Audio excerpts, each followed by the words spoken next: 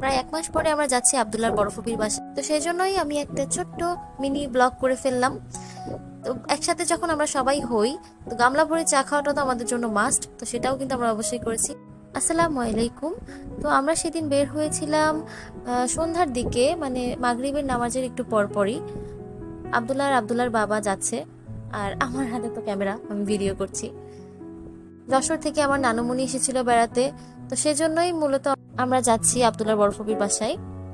আমাদের সাথে আছে আব্দুল্লাহর খালা, মানে আমার ছোট বোন।